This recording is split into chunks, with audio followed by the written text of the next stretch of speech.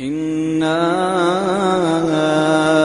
أنزلناه في ليلة القدر وما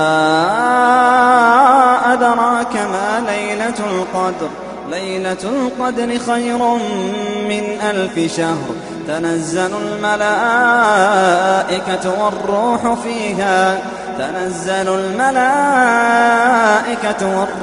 فيها بإذن ربهم من كل أمر سلام هي حتى مطلع الفجر. العليم من الشيطان الرجيم. بسم الله الرحمن الرحيم. الحمد لله رب العالمين، والصلاة والسلام على أشرف الأنبياء والمرسلين وعلى آله وصحبه ومن تبعه بإحسان إلى يوم الدين. وبعد. Falëndrimet dhe lavdrimet të takojnë vetëm Allahut Azza wa Jall. Salavatet dhe selamet qofshin mbi pejgamberin ton Muhammedin sallallahu alaihi wasallam, mbi familjen e tij, shokët e tij dhe gjithë ata që i ndjekin dhe pasojnë udhëzimin e tij deri në ditën e gjykimit. Ky mexhlis i sonëm është një prej mexhliseve tona të organizuara që e kemi specifiku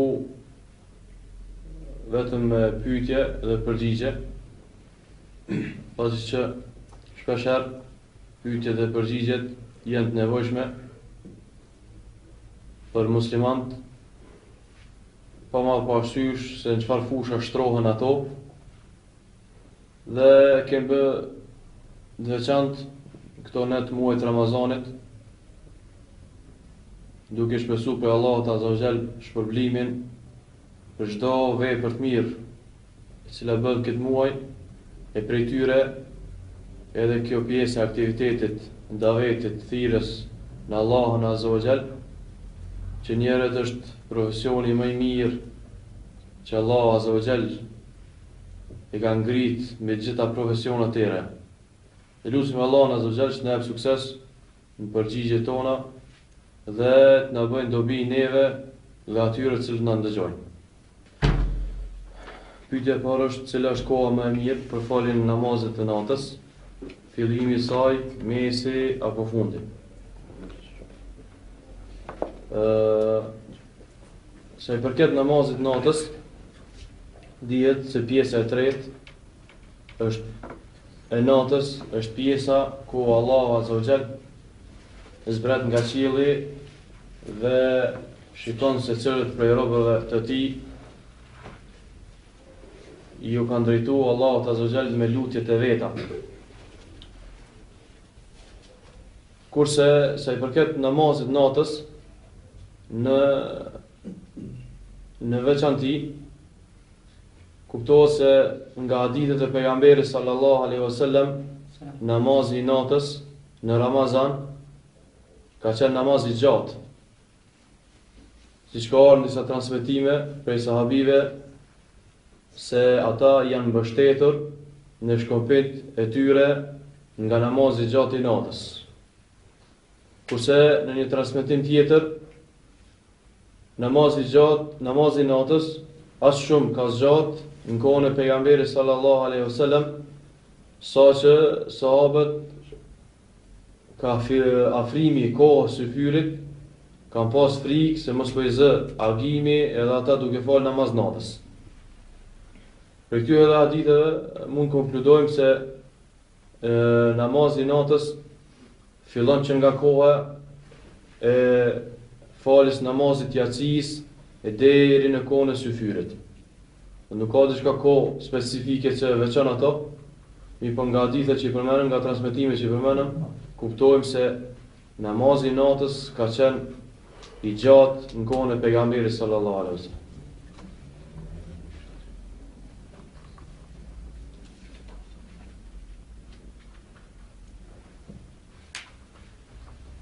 Pasi që i fali namazet taravije me xhamat në xhamia, kanë edhe në shtëpi në fal namaz nafile.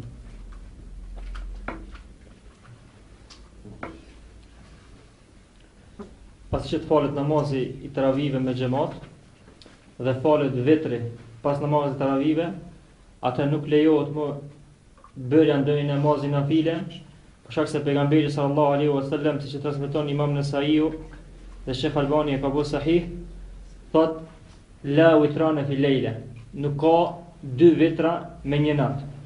Nuk ka 2 vitra me një natë. Kurse në hadithin tjetër thot bënë namazin e fundit juaj vitrin. Bënë namazin e fundit juaj vitrin. Dhe pasi që vitri është falë herë, dhe ti dëshiron të falësh prap namaz nafile, atëherë detyrimisht kuptohet për këtyre 2 haditheve që obligohesh ta falësh edhe në herë vitrin. Kurse të falet vitri 2 herë në një natë është ndaluar nga pejgamberi sallallahu alaihi wasallam. Që nuk lejohet një gjë e tillë. A është prej sunetit që dhe vetën me falë bashkë me imam. Mi për çfarë të bëjmë se vetën nuk e dallojnë prej akşamit? Prej sunetit është që namazi i vitrit të falet së bashku me taravih dhe me imamin. Dhe argument për këtë është fjala e pejgamberit sallallahu alaihi wasallam, i cili ka thonë se kush fal namazin e natës, namazin taravive me imam deri në fund, do të sa të kryet edhe vitri, ati i llogaritet sikurse të falet tër natën. Sikurse të është falur tër natën. Ky hadith i pejgamberit sallallahu alaihi wasallam aludon se namazi i natës duhet të jetë i bashkangjitur, jo ndërpritet, edhe e dyta se namazi i vitrit nuk lejohet falet sikurse namazi i akşamit. Për shkak hadithit pejgamberit sallallahu alaihi wasallam, i cili ka thonë nuk lejohet përngjasimi i namazit vitrit me namazin e akşamit. Namazi i akşamit falet me 2 ulje, kurse namazi i vitrit nuk lejohet falet me 2 ulje. Andaj këtu ka ndalesë, për këtë shkak nëse dikush shkon me një vend falet, edhe pas namazit taravive falet vitri, mi po jo mënyrën, jo sipas sunetit pejgamberit sallallahu alaihi wasallam, po jo vetëm që nuk bëhet sipas sunetit pejgamberit sallallahu alaihi wasallam, po bëhet edhe mënyrën që ka ndaluar pejgamberi sallallahu alaihi wasallam, atë nuk lejohet falja atij namazi. Edhe pse është me imam. Edhe pse është me imam, për shkak se këtu ka ndalesë, kurse namazi i vitrit me xhamat është prej nafileve. Sipas shkencës usulit, në këtë rast i jepet përparësi kujt? Ndalesës. Nuk lejohet me qit namazin nafile para ndalesës. S'pare do të më largu ndalesës e pastaj me çun vend namazin nafile. Namazi i vitrit, format e sona për ata që nuk i din, është se falet në 2 mënyra. Mënyra e parë është që tipet selam pas 2 rekateve dhe ngritet për rekatën e tretë, kurse mënyra e dytë është që të falen 3 rekate me një ulje, vetëm në uljen e fundit. Do të pas rekatit e dytë nuk ka ulje fare hiç. Ky është suneti i pejgamberit sallallahu alaihi wasallam. Allah pyetës, selam aleikum, a bën që të kërkohet argumenti me një shqyrtje, të thuash kështu thot filan shehu, duke rrezikuar kështu me lëvizjen. Dhe duke ditur që për atë çështje ka disa mendime dhe nuk i përmend. Kur të kërkohet argumenti, e përmend filan shehu ka thënë kështu, duke rrezikuar me lëvizjen. A rrezikosh? Personi i cili pyetet ose i cili tregon një çështje dhe për atë çështje nuk e din argumentin, atëherë i mjafton atij pasimi që i ka bën ndonjë dietarit, e ky dietar i cili i bën pasim duhet të jetë prej dietarëve që është në konsiderat tek muslimanët. Dhe personi i tillë, si thonë dietarët, personi i cili nuk ka mundësi me ditë argumentin, i mjafton vetëm një herë dhe nuk lejohet me bë ijtihad më shumë se vetëm një herë. Lejohet me bë ijtihad vetëm me zgjedh cilin prej dietarëve do ta pyet. Lejohet me bë ijtihad me zgjedh cilin prej dietarëve do ta pyet.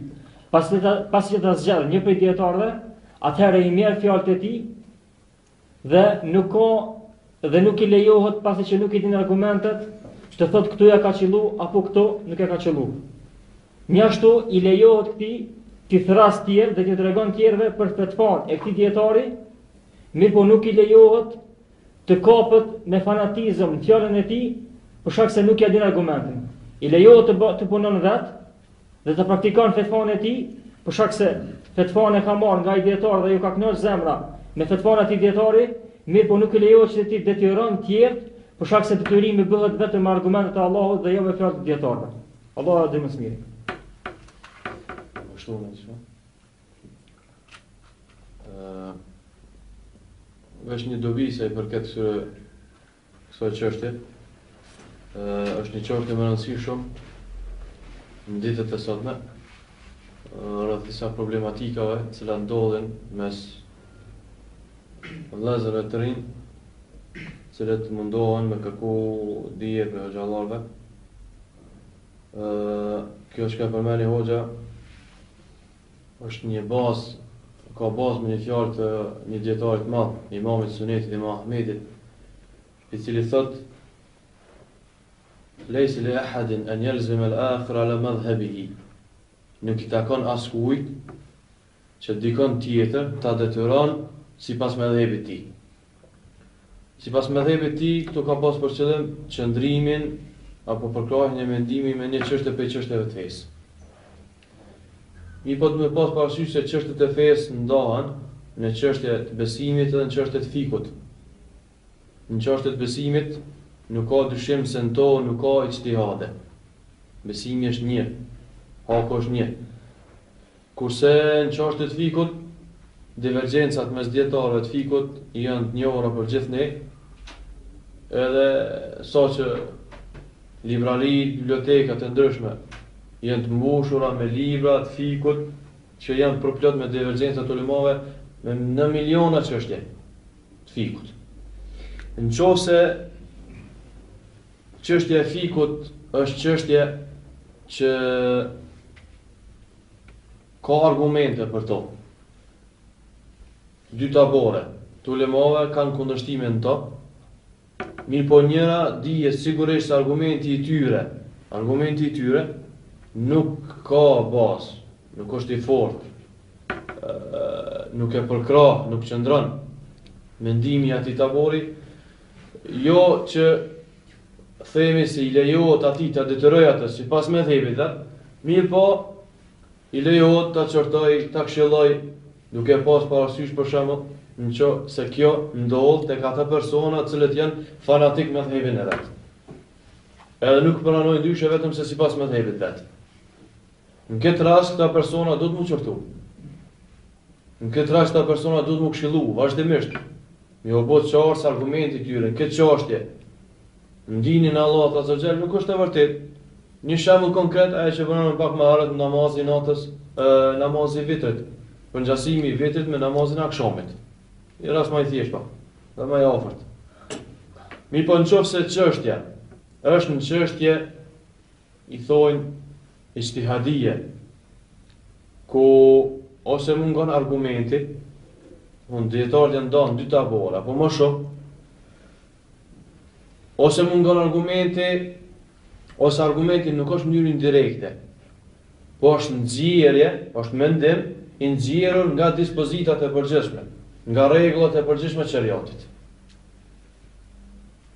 Në këtë parë thamë, lejohet jo me fanatizëm, jo me qëllim që me nënçmu që këse ti në hak, po me qëllim që me këshillu, lejohet me qortu dhe me këshillu vazhdimisht, edhe me treg se argumenti ti nuk është hak. Se ti punën që jetë të e boti, është punë, ose është ndalume, ose është bidat, edhe nuk pranohet tek Allahu Azza wa Jall. Mi po nëse është çështje ijtihadie ku nuk ka argument drejt për drejt. Mi po ka mendime që kanë dalë nga kokat e dietarëve, atëherë divergjencat mes vëllezërve të rinj më qenë shumë të larta. Po nuk duhet me pas asesi. Nëse në këto raste ndodh me pas pjasaritje, përçarje mes vëllezërve, atëherë kjo është një mëkat. Pse? Sepse përçarja është për diçka çka nuk ka bazë fare në to hiç. Kjo vjen ditë përçarje vllaznive. Për çështjeve që ndodhen në këtë rast mesin e atyre të cilët pretendojnë se janë prej pasuesve të sunetit, dashamirëve të saj, mundohen me qenë prej ndjekësve sunetit pejgamberit sallallahu alajhi wasallam, janë edhe çështjet e xherhit edhe të adilit. çështjet e kritikës, njerëzve të bidatit. Gjerhi të adili si shkencë ka mbaru qysh herët. I po gjerhi i njerëzve që gabojnë, bojnë bidate dhe thirrë thrasin në bidate, ajo vazhdon deri në ditën e gjykimit. Mi po kjo çështje është çështje e ijtihadit, gjerhi dhe të adili është i mbështetur mahdan në ijtihad dietarëve. Mas është kësaj, atëherë çka? Hin që të grupin e dy që thamë pak më herët. Në çështje ku ka argumente, mi pa argumente ose është i dobët tani ta bërë, tek tjetër është më i fortë, kjo është meselë tjetër. Këtu nuk keni ijtihadi. Ijtihadi hin te grupi i dytë i çështjeve që flitet për to. Mas është kësaj, atë divergjenca mes vëllezërve nuk do të më ekzistojë fare hiç, edhe më qenë shumë të matër. Mos më nxjerrë diçka prej gojës. Me pas frikë Allahun Azza wa Jall, nuk lejohet me detyru tjerë, me një fjalë një dietari, fjalë e cila është në çështje kësaj, të ijtihadit, nuk është diçka në argumente të qarta, edhe është fjalë ku ka dietar tjerë të këtij rangu, prej helusin e xhamat që kundërshtojnë këto me argumentet e veta që i kanë. Kjo çështje specifike është më e gjon pak. Ndoshta ka nevojë më më të ligjërata epizodike. Mi po deshta vetëm të heq vërejtjen për një çështje që shumë vëllezër gabojnë to, edhe gutën to, saqë bie edhe drek përçarje zemrave, trupave kështu më radh. Kam lodhe të porë dhe pa harroj shumë. Ka kohë që nuk kam fuqi. A është kjo që shkenca thotë të rënje imunitetit, apo ka diçka me gjenet? Dhe çka më shilloni me vepru? Të ka pyetje për Muhammed Abdullaj. Çka ka lutem? Humbi imunitetin, është prej gjinëve, po Allah ala. Ekziston mundësia, për e gjemëve ekziston mundësia vetëm tash me shku mi pyet edhe mjek, nuk veri tash.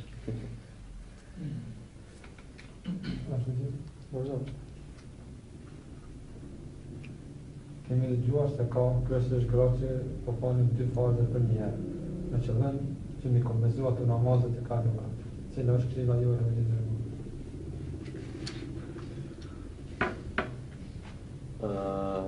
Në qofse namazi i tyre që ato i bashkojnë me i kompenzu për shkak menstruacioneve apo për shkak leonisë, kjo nuk lejohet, sepse kompenzimi i namazeve që i kanë kalu gruas në kohën e ciklit apo në kohën e leonisë është shenjë e xavarizve, nuk është shenjë e ehlusunetit. Mi po nëse ka për qëllim këtu që i ka ikur një namaz, nuk ka mujt me fal kohën e vet dhe ka fal me një kohë tjetër që ka orë masana, atë kjo është kjo lejohet inshallah. Mi po nëse ka për qëllim për shkak ciklit, edhe për shkak leonisë, kjo nuk lejohet. Dhe thamë se kjo është një prej shenjave të xavarizve, që ehlusuneti dallohen prej saj. Në hadithin e Aishës thuhet kur një prej sahabikeve ka shku tek Aisha radhiyallahu anha, edhe ka debatu me të rreth kësaj çështje, rreth kompenzimit namazeve që i kanë ikur gjatë lehonisë apo ciklit mujor. Aisha radhiyallahu anha ju ka përgjigj asaj, ka thonë e haruriyetin ente, ka thonë a prej harurive jeti. Haruri janë një prej llagapeve të xavarizve, edhe janë quajtur haruri për shkak një vendit që ka pas emrin pasi so, janë tiku sipas një vendit, emrit një vendit kur janë rebelu prej Aliut radhiyallahu anhu. Aisha radhiyallahu anha me këtë fjalë ka dashur me thonë që a mos jeti prej tënve, yani ka dashur me thonë që ky mendim që ti je të përmend që po debaton për to. Thon kompenzimi i namazeve nga ana e gruas në ciklin mujor apo leoni është prej mendimeve qëndrimit xavarizve, mi po jo prej sunetit pejgamberit sallallahu alaihi wasallam. Sepse gruaja gjatë ciklit mujor, namazet që ikin edhe gjatë leonisë nuk e kompenzon namazin e saj.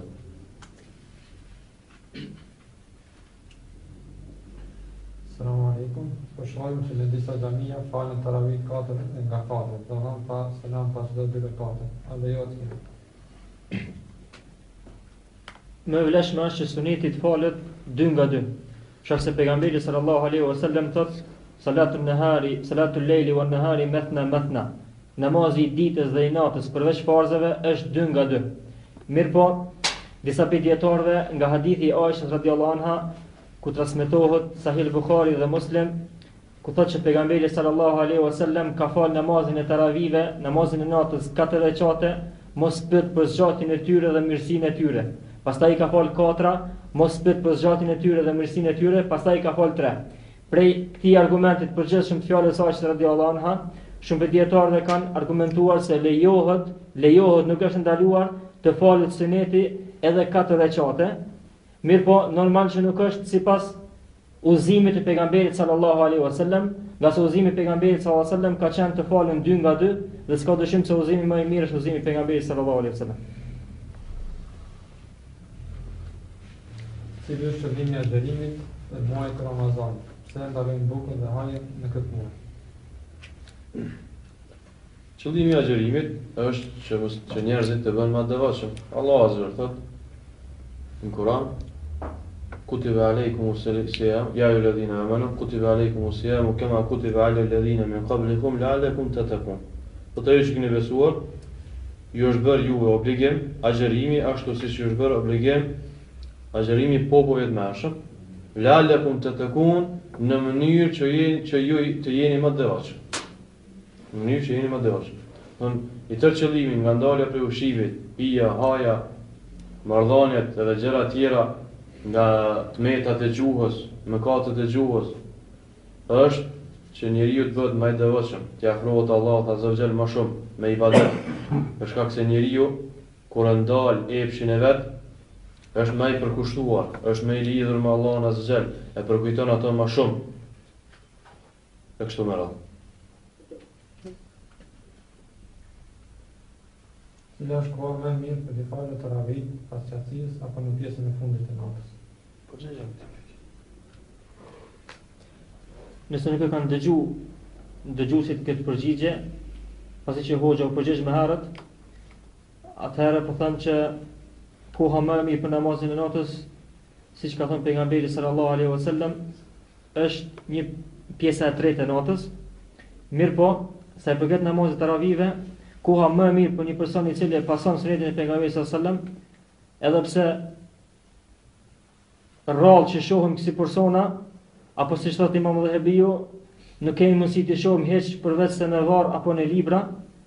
Kjo kohë më e mirë është pas namazit yasis, pas të falet farz yasis, deri në kohën e syfyrit. E nëse nuk mund të arrit këtë, atëherë në ai imam që i fal sipas sunetit të pejgamberit sallallahu alaihi wasallam, i fali pas yasis apo i fali në mesin e natës, ai është më primar. Allahu dhe mësimi.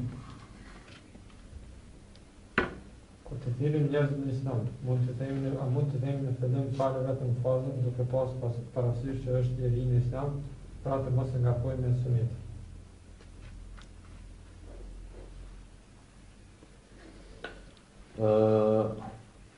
Zakonisht ata cilët e pranojnë fillim Islamin kanë etje të mëdha për namaz. Kështu që s'po më mendje që për një person i cili është fillestar namaz dhe është i jetur me ushqy shpirtin e vet me namaz, me istighfar, që i bën problematika atij sunetit, do të thonë përveç farzit. I bën nëse është thirrsi, nëse është që ka mundësi me qenë problematike tek ai, atëherë s'paku le ta urnojmë për farz. Dal gradualisht, ja mëson edhe sunetin e pejgamberit sallallahu alajhi wasallam. I po gjithsesi duhet me i tregu edhe sunetet, edhe duhet me i tregu që sunetet është e vërtetë që nuk janë farze, nëse i lën nuk i mkate ato, mi po nëse i lën krejtësisht, nëse lihen krejtësisht, atëherë ai është gjunaçar. Ai është gjunaçar. Saqë Imam Shafiu thotë se personi i tillë thotë dëshmia prej tij nuk pranohet. Dëshmia për personin e tij nuk pranohet. Allahu Teala. A lejohet të falim në xhami të vendeve tona ku falim për 20 resate, në jo dhe atë shpejt, kuptohen ajetet të cilat ai lexon. Imam. Çështja e 20 resateve është për çështjeve më diskutabile në kapitujt e fikut. Për shkak se pejgamberi sallallahu alaihi wasallam nuk është transmetuar më shumë se 11 recate. Kurse pas pejgamberit sallallahu alaihi wasallam, transmetimi nga Omeri radhiyallahu anhu është siç e ka fal pejgamberi sallallahu alaihi wasallam, por shkak se transmetimi i cili thuhet se i ka fal 20 recate është i dopt. I ka dy rrugë transmetimi, të dy rrugët janë dopta, njëra nga këto rrugë nuk e ka nxanë personi që ka pa Omerin Jezid ibn Ruman kohën e Omerit hiç, shkak se ka lidhur më vonë, kurse rruga e dytë e Jezid ibn Khusayfete është personi i cili nga dietarët e hadithit nuk është argumentuar me të, shkak se nuk ka qenë besnik. Kështu që edhe në kohën e sahabeve janë falë 11 recate. Kurse pas kohës së sahabeve ka transmetime të vërteta që shumë prej tabiinëve të mëdhaj i kanë falë nga 20 recate e dikush edhe më shumë, saqë transmetimi i vërtetë është nga Imam Maliku që i ka falë 33 recate namaz taravive. Ajo që falet në Kosovë, shumicën e vendeve, jo vetëm që është kundërshtim këtë pikpamje të sunetit pejgamberit sallallahu alajhi wasallam, domethënë në numër, po është kundërshtim edhe në formë dhe në mënyrë që falen. Pra falen shpejt. E në sekondën e xhami që falen më ngadalë dhe ti mendon që duke lexuar argumentet e dy palëve lejohet mi fal 20 recate, atëherë nuk ka problem pse falesh në xhami, nëse i fal ngadalë. Mi po nëse nuk i fal ngadalë, atëherë është më mirë dhe më primare që të falni me një vend zbashku vllaznia, dhe kjo është një derë e mirë për fillimin e praktikimit të këtij suneti të pejgamberit sallallahu alaihi wasallam.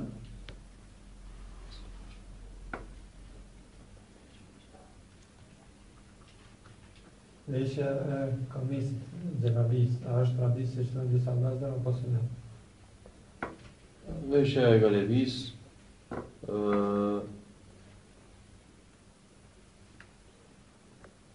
është më afër sunetit pejgamberit. Për sunetit pejgamberit sallallahu alaihi wasallam, në të veshur është se pejgamberi sallallahu alaihi wasallam ka vesh izar edhe ridha. Izar është një lloj mbulese që ka lidhur për mesin e tij, edhe pjesa e afërme që ka qenë mbi suka. Kurse mënyra tjetër se si është vesh pejgamberi sallallahu alaihi wasallam i përngjason veshjes së pakistanezëve sot. Sirvale, pantallona, gjona, edhe me to një këmish dhe gjatë, mbi mesin e trupit njeriut. Kjo është suneti pejgamberit sallallahu alaihi wasallam. Galebia është më afër sunetit pejgamberit sallallahu alaihi wasallam, edhe nuk e kundërshton, por kundërzi është e pëlqyer.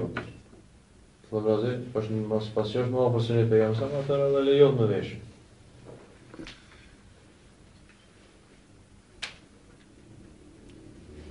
A jo të fali vetë taravih në shtetë? Lejohet falja taravive vetë, nëse në atë vend ku jeton ti nuk falen taravit ashtu qysh është sipas sunetit pejgamberit sallallahu alaihi wasallam. Mirë po, nuk ka dyshim se falja namaz taravive me imam është më e vlefshme, në mënyrë që shkruhet ty e tërë nata që e kalon në namaz.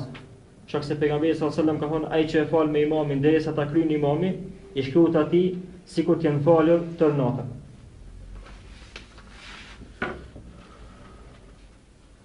Si duhet të jetë grada e këshillimit që të ketë efekt për atë që këshillohet, sidomos kur bëhet fjalë për personat e ngjashëm?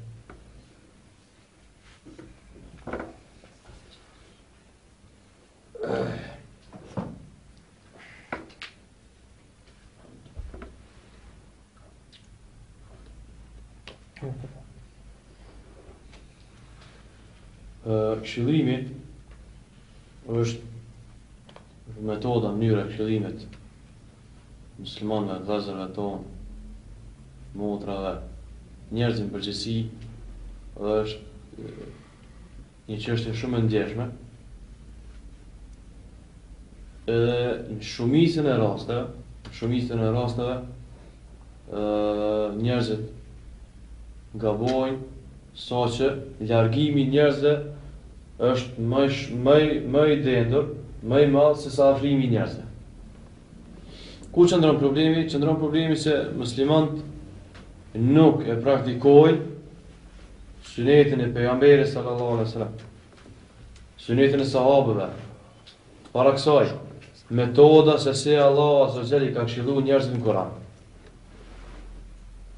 Sa muslimoni munohet me këshillu të tjerë, a ndoshta ai vetë ka nevojë për ato këshilla. Para se më apo dikujt ka nevojë për vetje për ato këshilla. Çështja e këshillës ka të bëjë pak edhe me si çështjen e Davetit. Shumë njerëz, cilët mirën me Davet kanë nevojë para se tjerë me i thirrën Allahun azza wa jall me njoft nivelin e vedijes atyre njerëzve. Me njoft nivelin e vedijes atyre njerëzve. Dhe kjo ka të bëjë me atë çështën hyjnore në edukimin e njerëzve. Sikurse çështja e mësimit. Shumë njerëz mundohen tjerëve me mësu çështjet e fesë, diçka që janë për çështjeve madhore, që janë për çështje të thella, kurse ai person në realitet nuk i din ende akoma çështjet elementare. Nëse kësaj mundohesh me këshillu dikon ti ke dështu, s'ka arrit kurrëzi. Ne përmendëm një rast shpesh, e kem përmendur në ligjëratat më hershme, çështja e fëmijët i cili është gjithithës. A ka mundësi fëmija i posa lindur, apo që është periudhën që thith gjinin për nënës vetë, me jadhon mishin, çfarë ndodh me ta? Sigurisht që ka me ngulfat ato. Ka me ngulfat ato, se ai nuk është ala akoma i aftë për typ mishin. E njëjta gjë vlen edhe për personat cilat janë fillestar, apo janë ndjeshëm që është i këshillimit, nëse i bëhet diçka që nuk e bën ai. Nuk ka mundësi me bëjtë, ti vetë se kemë dëmtu ato, se kemë largu ato. Në këtë rast ti bëu shkak që ai më largu, jo më uzun dinin e Allahut azza wa jall. Andaj çështja e këshillimit ka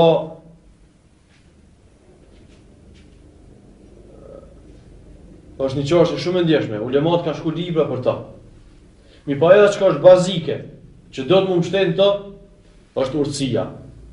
Është urtësia. Cili është definicioni i urtësisë? Definicioni i urtësisë është me çun në vendin e vet një sen. Ç'kjo është një sen? I cili vendin momentalisht këtu e ka.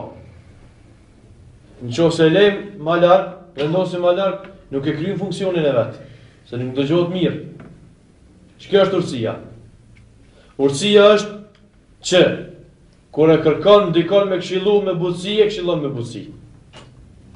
Nëse ai ka nevojë për butësi, te përdor vrasësinë, ke gabu, kjo nuk është urtësi.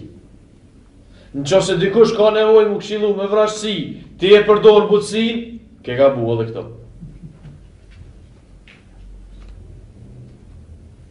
Shpesh herë, disa prej muslimanëve kanë nevojë, si thot Ibn Taymi rahmetullahi alayhi, thot duart kanë njerë kur të përlyhen shumë, thot me sapun thjesht nuk lahen, kështu thot me xhmul fetava. Me sapun thjesht nuk pastrohen. Çka thot Ibn Taymi? Thot do të më përdor në farmijeti që me gry thot më shumë për mi pastru durt.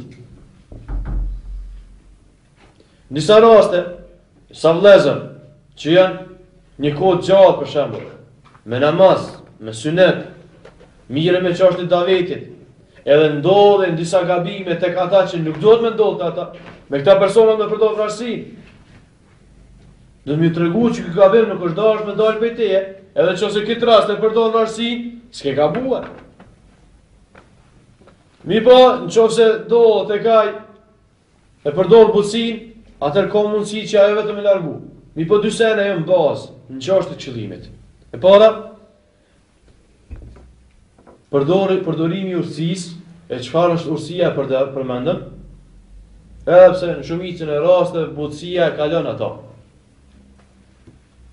Butësia e kalon ato. Pejgamberi sallallahu alajhi wasallam thotë, nuk ka sen që i vihet asaj butësia dhe se ka më zbukuruar ato.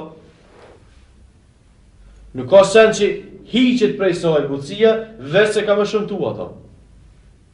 Kjo është e para. E dyta, pejgamberi sa më thot me një hadith, qaribu wa saddidu. Afroni senet edhe drejtoni.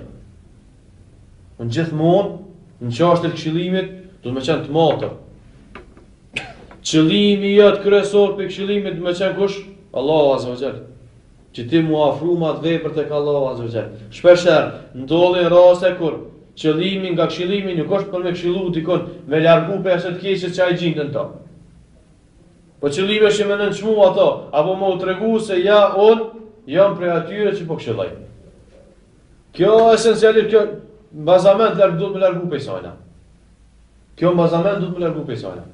Mi po, duhet me afru senet, me kont motor, me zgjedh fjalë. Edhe këto e përdorëm për çka? Për muslimanët, masën e gjerë. Kurse për ata që janë pozit, për ata ka rregull hala më të posaçme. Pejgamberi sallallahu alaihi wasallam ka urdhëruar që ata më këshillu, po këshilla gjithmonë, prej sunetit pejgamberit sallallahu alaihi wasallam është që më bëu në mënyrë ndaras, vetmas. Jo me marrë me këshillu dikun mesin e tjera me qortu optat, kur ky person ka prekët, lëndohet për qortimit këshillës që ke vonë mesin e tjerëve. Të në këtë rast vetëm e ke largu këtë person, ka mos i marrë dhe të përleshja, dhe të përqarja, dhe të fjallosja, debatet të ndryshme të kota. Në sunet për janë sama që me marrë një person për dore edhe me këshillu. Këshilla për njerëz që janë pes me famë, me pozit, edhe kjo ka mënyrë specifike në hadith pejgamberit sa se ky person do të më këshillu në mënyrë jo publike, po të fshehtë. Këshillimi i këtyre personave me famë, në minbere, me përvene ku ndëgjohen gjithë, kjo nuk është personit pejgamberit sa. Kjo është prej shkallëve të rebelizmit, cilët e kanë përdorur xhavarist. Edhe përdorin sot. Dalin në minbere edhe në hylbe dhe kritikojnë udhëhecinë e muslimanëve. Kjo nuk është sunetit pejgamberit sallallahu alaihi wasallam. Kjo ka qenë është një sëmundje që shumicën e rasteve ka qenë shkaktar që është ardha dhe deri te derdhja e gjakut shumë të muslimanëve. Derdhja e gjakut shumë muslimanëve. Pse? Sa ai cili është pozit, është vështirë me shpëtu nga mendjemallësia. Njeriu shpesh herë kur hyp me një vetur të mirë e kap mendjemallësia. Një vetur që dallohet prej tjerëve, me njerë vetëm që se friksohet Allahu azza të rrallë janë ata. Me njerë e kap një lloj mendjemallësie. Pse? Se shejtani i bën vezvese atij, i flet, ti je më i mirë se tjerët. Ti je më rahat se tjerët. Ti je me një vetur më të mirë, ti je me një pallat më të mirë. E kështu me, ti je me një pozitë më të lartë. Mëse lejo veten dikush me nëçmua, e kështu me radhë. Kur ndodh dikush me këshillu apo me çortu, ai pëlqen. Edhe në vend se me ju përgjigj tirës, me vend se me ju përgjigj këshillës, ai revoltohet. Edhe reagon negativisht. Çështja e këshillimit, thashë një, është çështje shumë e ndeshme, cila ka nevojë mu shiku në historinë e pejgamberit sallallahu alajhi wasallam, në historinë e sahabëve, tabiinëve, në librat e dietarëve sunetit. Edhe gjithmonë duhet me qenë të motor, edhe të butë me njerëz, Allahu Teala.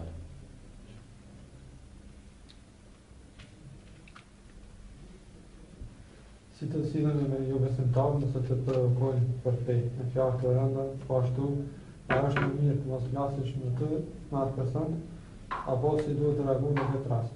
Kam fjalën për jo besimtarë që bëran në çdo gjë me të kolegë.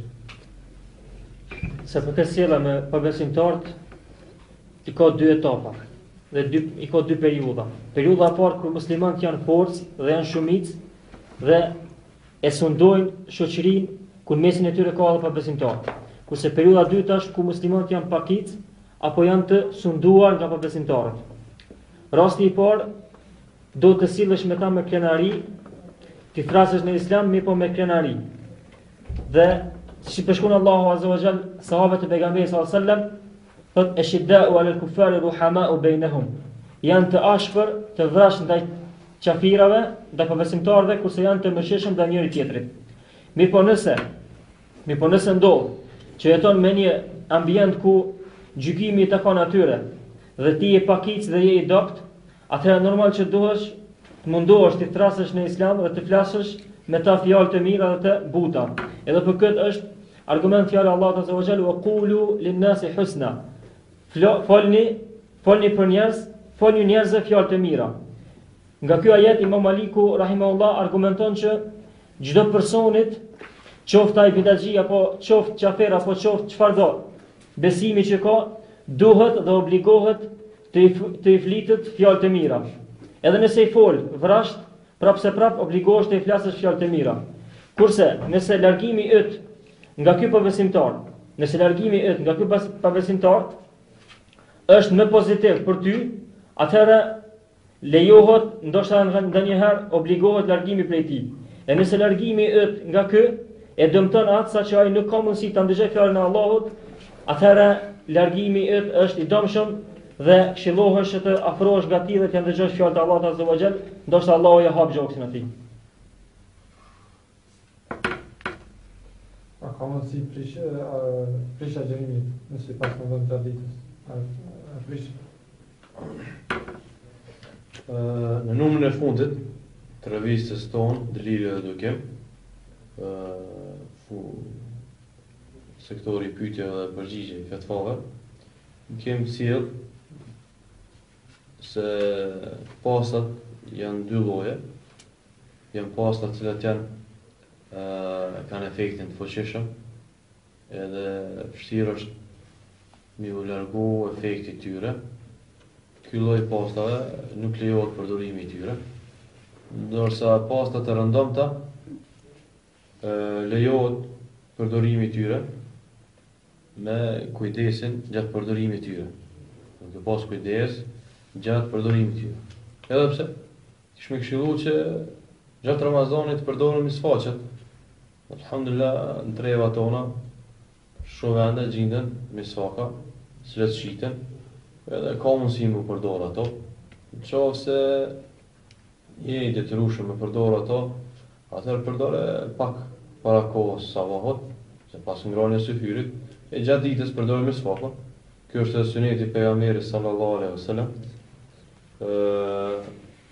Për argumenteve se kjo lloj paste lejohet përdorimi i saj, është vetëm misfaku i përdorur nga pejgamberi sallallahu alaihi wasallam, i cili patjetër e lëshon lëngun e vet. Ka një lloj lëngoj. Edhe ai sillet në përgoj. Ti normal nuk e përbin ato. I po kur e pshtyn, atëherë të njëjtën bëhet, ti të bëhet njëjtën gjë që ti përdor me pastën e rëndom tonë. Allahu Teala alim.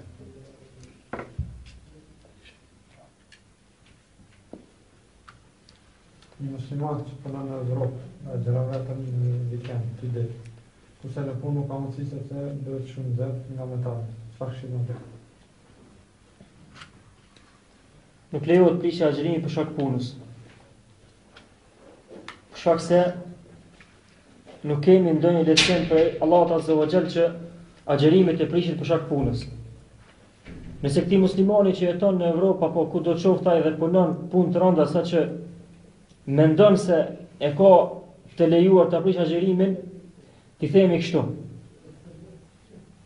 Vendi ku punon ti nëse ti cakton një shumë të hollave, një shumë parave, pa parasysh sa është e madhe apo e vogël, në mënyrë që ti mos hash tan ditën. A do të hash apo jo? Sigurisht që ata, sidomos ata që jetojnë në Evropë, nuk do të hajnë. Edhe qoftë që jep vetëm 50 euro në ditje. Kurse Allah Azza wa Jall jo 50 euro, as 50.000, as 500.000. Po nuk e dim vetë na sa ka mundësi me pas shpërblimin personi i tillë. Kështu që ky arsyetim është i parësyeshëm dhe nuk ka mundësi me qenë si argument që më prishë agjërimin, po do të jetë më i sinqert me Allahun Azza wa Jall dhe më i sinqert me veten e tij, për shkak se me ditë që jetu bo gabim, edhe më mundu me mashtru veten tonë duke ja bërë rraf kinse jetu bo mirë, është prej derave më të humbura që e shfryzon shejtani tek shumë njerëz, sidomos tek muslimanët e dobët.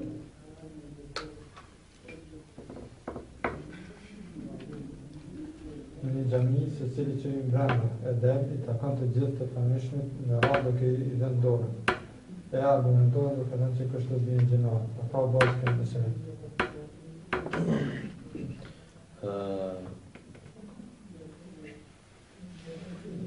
Shtrirje e dorës, apo përshëndetja me dorë,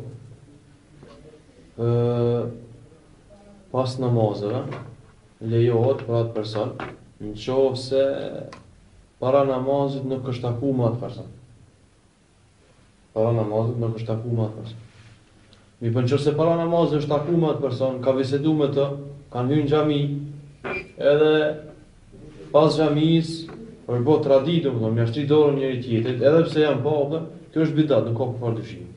Kurse sa i përket asaj se bën gjinohat, kjo në hadith, pejgamberi sallallahu alaihi wasallam, mi po këto është për qëllim për dikon që se ki pa më herët, edhe pa për herë të parë për shembull këto. Jo për herë të parë, po se po për shembull gjatë ditës. Po e po para 2 dita, po para 1 dite. Mi po nëse e po për shembull para kohës namazit. Mi po mas kohës namazit përsëri, flet përveç selamit jashtë në dorën, kjo është për bidat, nuk është për sunet e pejgamberit sallallahu alaihi wasallam. Wallahu ta'ala. Gjapo që të gjatë pastrim me shfak, prisha gjërimin. Gjaku që del gjatë pastrimit me misvak nuk e prish agjërimin, mirë po do të kemi kujdes që mos ta përbim. Mos ta përbim me qëllim. Nëse ndodh përbijet pa qëllim, prapë nuk e prish agjërimin, mirë po më mirë është që kur ta përdorim misvakun gjatë ditës në Ramazan, të kemi kujdes që nëse del diçka prej dhomëve tonë, ta pështyjmë dhe mos ta përbim.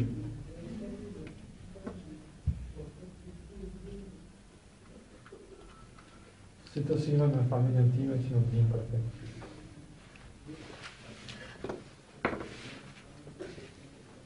Tek ne, ajo që duhet me përdor është butësia, në gjitha rastet. Për shkak se ignoranca në çështje të fesë tek ne është shumë e madhe. Botkutimet rreth kuptimit drejt islamit janë të deformuara, janë pa njohura. Islami është diçka tabu për ta. Për shkak se kanë jetuar në një komunizëm të madh, me një ignorancë të madhe, njerëzit nuk dinë çështjet bazike të fesë, nuk i dinë elementet kyçe, nuk dinë as se si të jenë musliman, nuk falin namaz. Ata në realitet janë njerëz smut, që kanë nevojë me u fol vazhdimisht. Kanë nevojë për shërim. Shërimi më i mirë për ta është fjala e butë, fjala e mirë. Edhe durimi në thyrën e tyre. Durimi në thyrën e tyre.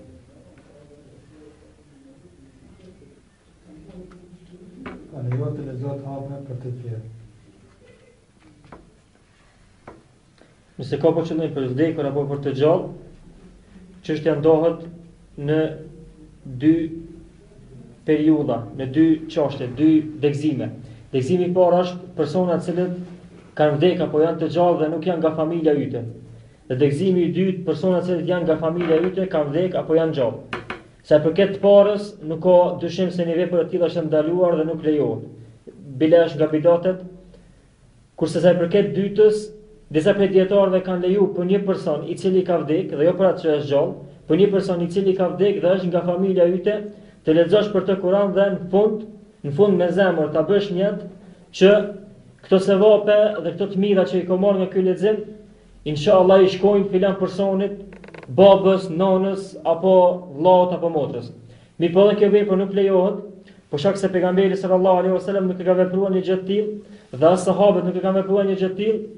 Ibn Taymija rahimahullah thot një vepër që nuk e ka vepruar pejgamberi sallallahu alaihi wasallam dhe as sahabët duke pas mundësi ta veprojnë, veprimi i saj është bidat kurse lërja e saj është sunet.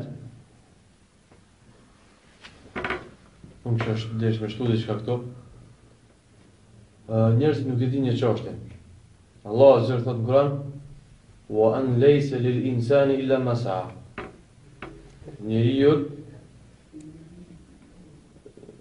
çka ja ka fituar në këtë dynja, shpërblimi vërtet ka në ati. Për çështjeve që ka nxitur to, që i ka punu për ta, është edhe kush? Është edhe vladi, është fëmiu i tij. Çfarë kanë thonë ulemat për ta? Ka thonë se një person, që i kalon një evlat harit. Një evlat harit, në një evlat të uzum, cili fal namaz, i ka frikë Allahun Azza wa Jall. Për çdo vepër, ky ka qenë shkaktar që ai më rrit në frym islame. Pas vdekjes këtij personi, të prindit, çdo punë të harit që e bën ky evlat, i shkon edhe prindit. Shpërblim pa ju paksu atina hiç. Pse? Se ajo është rrit me mundin e tij. E Allah zërtë në Kur'an se mundi i njeriu nuk i humbet. Do të thoshte kur një lloj llogari rrjedhse, një sadaka rrjedhse për personin i cili ka vdekur. Andaj nuk ka nevojë me u marr me këto punë opton, nëse e kem sqaruar, e kem marrë vesh këtë çështje. Çdo punë që bën e vladit harit, e jep një sadaka, shpërblim për ta ka edhe prindi. E qeli i xhami, shpërblim për ta ka edhe prindi. Pse? Se ky ka qenë shkaktar që ai mua dëkun këtë fryp. Kur është qësoj, s'ka nevojë as me menu për ato hatë me apo punë tjera. Allah ta'ala. A bërë me thonë pas namazit, Allah ta pranon dhe namazit. Nuk është prej sunetit, pejgamberi sallallahu alajhi wasallam, as prej sahabëve që më thonë Allah ta pranon. Mirë po, tek ne është tradit e njerëzve, e plezhve. Unë mendoj që nëse ndodh disa raste thuhet për disa plezhve, mas namazit apo, nuk prish punë në atë kuptimin që nëse ja tërheq vërejtën e mëson, mi po jo në moment disa raste ndodhin kur disa prej vëllezërve ju përgjigjen jo me maturi, jo me buci. Bidat është. Mos më thuj kështu, apo çfarë di unë. Nuk ka nevojë për doktor. Thuj Allah, inshallah ne pranon ta. Mi po tregoja që kjo nuk është për sunetit pejgamberit sallallahu alaihi wasallam, e kështu me radhë. Mi po nuk ka nevojë me përdor metoda të vrashta, sepse ata nuk dinë, ata mendojnë që kjo është punë e harit, ka nevojë më të sqaruar. Allahu ta'ala. Cilat janë hadithet më të njohura dhe të njohura të dota që përmenden për muajin e Ramazanit?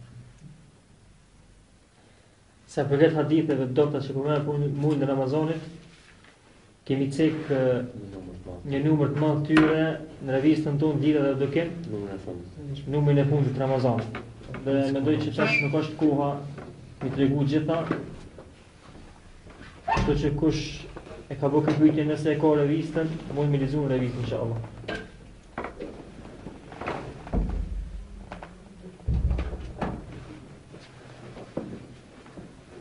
Dhe jo të burrit që martohet për së dyti herë pa lejimin e gruas së parë.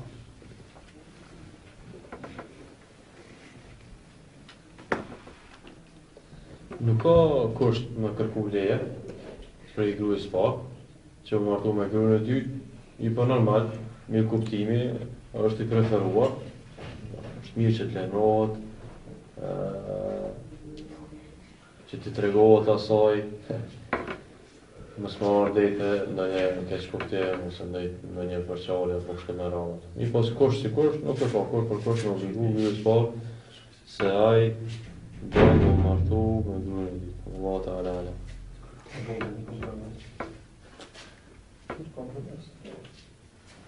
Dhe sa me një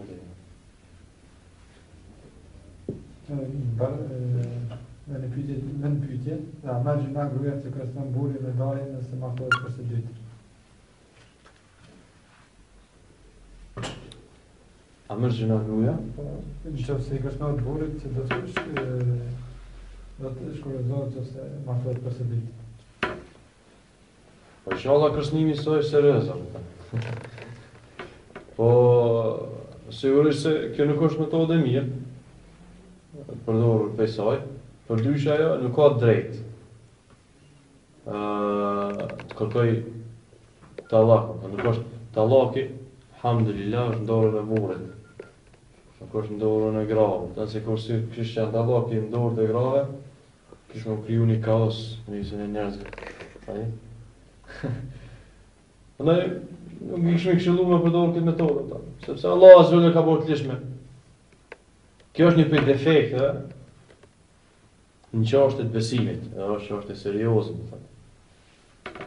Mospranimi i këtij realiteti, i këtij ligji, i kësaj çështje të lishme nga ana e Allahut azza wa jalla, çështja e besimit është defekt në besim. Pse?